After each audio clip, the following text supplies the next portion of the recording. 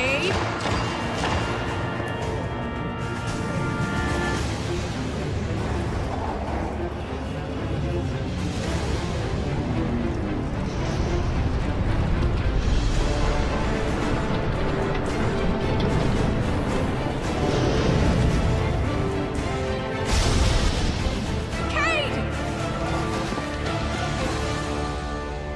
Did you leave Destiny because of a horrible game called Destiny 2? Forsaken has been marketed to us that it can fix everything wrong with the game and get where it should be. The question is, has it? Has it fixed all the issues the hardcore fans have with the franchise right now? What's going on, you guys? Gaming Addict here. Today I'm going to be reviewing the expansion for Destiny 2.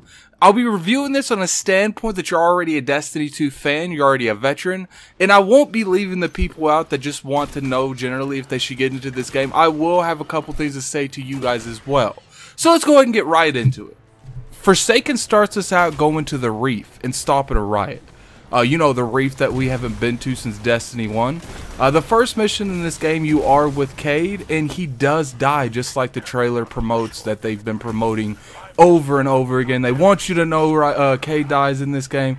I understand why they took this road, but I personally feel like the game would have been way better if you did not do this. We knew what was going on. The biggest thing that they did in Destiny in general, we knew because of how bad they've been doing, because how much of the install base they've lost. They had to do something drastic to get these people back. Hell, it worked. That's one of the reasons I picked up this game, is because I wanted to know how Cade died, the story behind it, and what we were going to do as a community. Well, not community, as a Guardian. But it did work. I have to give it to them. I just really, really wish they weren't doing so bad. And when that mission was going on with Cade dying, I didn't already know he was going to be dead when I get there. I wanted to get there and think that I could still save him, that there's no way that they would kill a main character. But it is what it is. Destiny has redone a lot of menus, a lot of their start menus, particularly start menu.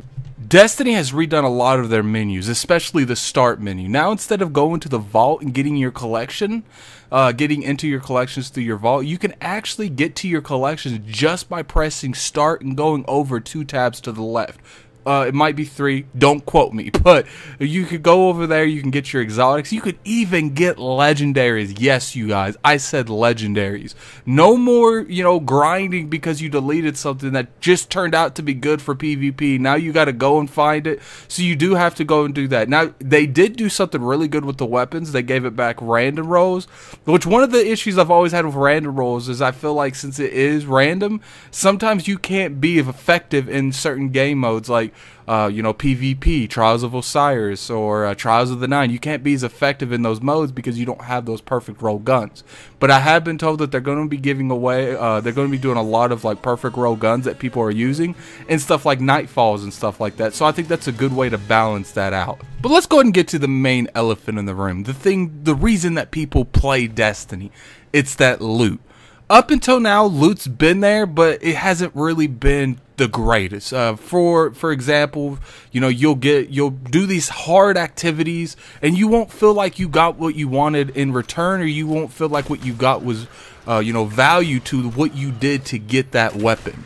Now, this game definitely has, you know, did a lot better on that. You know, the random rolls give a lot of different loot grinding, what's the word I'm looking for? They make it a little bit more appealing to certain people. Certain people like to use guns differently than other people, so they give them, just that right there helps the loot dramatically. There was some of these, you know, quests, the Cade's gun, you can get all of those. I did see some of the guns that were brought back, so they are trying to, you know, appeal to this fan base, which is the majority of Destiny want to collect shit. So, you know, I feel like that is good. The game feels like the grind is back. They do have new upgrades. They legit make you upgrade just like they did in Destiny 1. And now the resources, like I was saying about the master cores, the resources for the planets are actually relevant again. You can't upgrade stuff without a resource from a different planet, and master cores and masterwork. So those really help you out. So I feel like that's going to make a lot of people happy, because when they get that gun that they enjoyed and they've upgraded it max, they're going to be more appreciative and they're going to like that weapon more. So I will go ahead and put a check mark. I feel like the loot is at a good point right now, but let's see how it goes for the next couple weeks. Now I'm going to go ahead and get in a little bit into the raid. The raid isn't going to be out to the 14th. But I do want to go out openly and say that I will be streaming the raid on the 14th, neither on the ILP channel, my YouTube channel, or my Twitch. I don't know which one yet. Now I won't be going into anything specifically on the raid because it's clearly not out yet, so I can't really go into that. And plus, I don't want to tell you any kind of spoilers. With I already know who the raid boss is going to be, because if you do the story and that the ending at the story, it does tell you who the raid boss is going to be. I want to go into a little bit right now on. I like how they went with Forsaken, with their overall perspective on how they do that transition from the main storyline to the actual raid. Now, even in Destiny 1, I felt like they could have improved on this. In Forsaken, it actually has a really good transition. You know why you're going to the raid. You know why you have to send 6 people to this place to kill these people. Because they tell you. They tell you in a good way. They just don't sit there and have a text going over like, yo, you need to go kill Oryx. And that's generally what happened a lot. Sure, if you did missions, they would tell you in a little text dialogue sometimes. But I felt like that wasn't enough. There should be a cutscene. They should tell you why you need to go here. They should put a lot of emphasis behind story in these raids, because a lot of people, including myself, feel like the story is one of the best points of Destiny. And I'm glad that they're starting to fix this. And that really makes me extremely happy. But Alright, Mavericks. Ready to see what you're fighting today? Vex on the field. Bungie added a game mode called Gambit, and it's even got its own space in the tower and its own representative, the Drifter. Gambit is a 4v4 mode that both teams are supposed to destroy ads and pick up something called light motes. Yeah, I think they're called light motes. Don't quote me. I'm going to just call them motes for the sake of this video. And they deposit it into like this taken shrine. Now during this time, the other team is doing the exact same thing.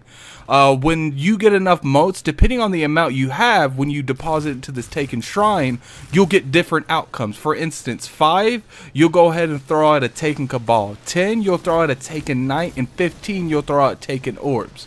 Now, from having experience to playing a lot of Gambit, it's kind of useless to throw out 5s. I usually stick with 10 to 15s unless you throw a bunch of 5s at the same time with all 4 of your people. So you can potentially have 4 taken knights, 4 ogres, or 4 taken cabals, and I think that actually is a lot easier. Sometimes it's easier to hold them on to them, but keep in mind that it does tell the enemy, if they do come over to invade, it will tell them when how many everyone has in the room when it comes to motes.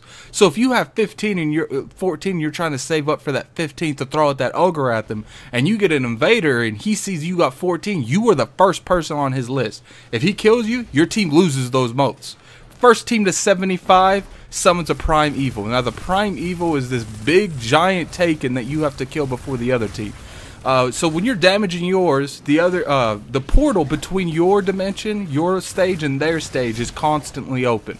They can come over. Whoever has the primeval, the other team can come over. So if both people have the primeval, both teams can go over to the other side at any time they want. Now, if you kill a teammate, if you kill an enemy while they have their Forsaken, the prime evil out, it will actually heal their prime evil. So that's pretty cool. A good way to balance it.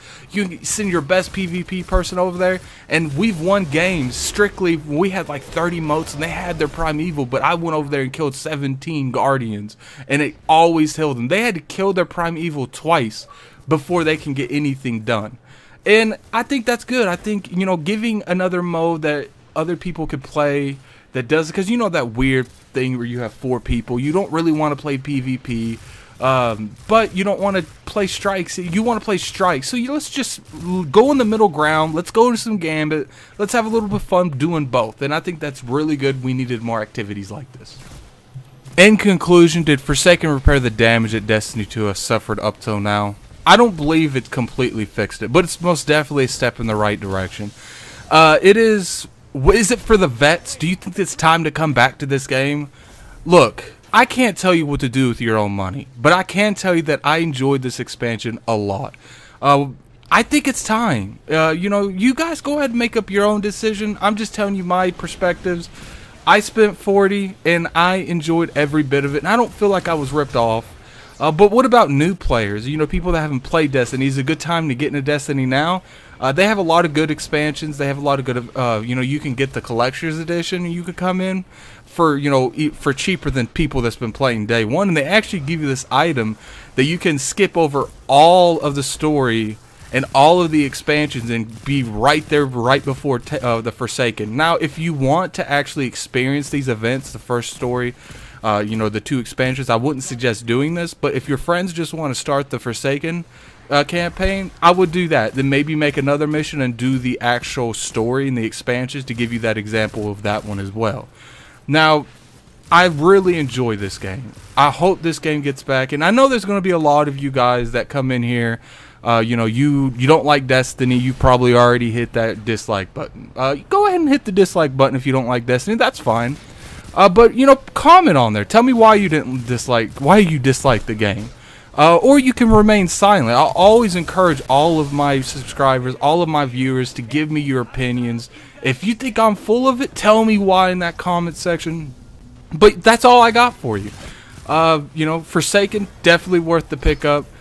Tell me if you guys picked it up in the comment section. Hit that like button if you don't mind, or hit the dislike like I said if you disagree, and tell me why you disagree.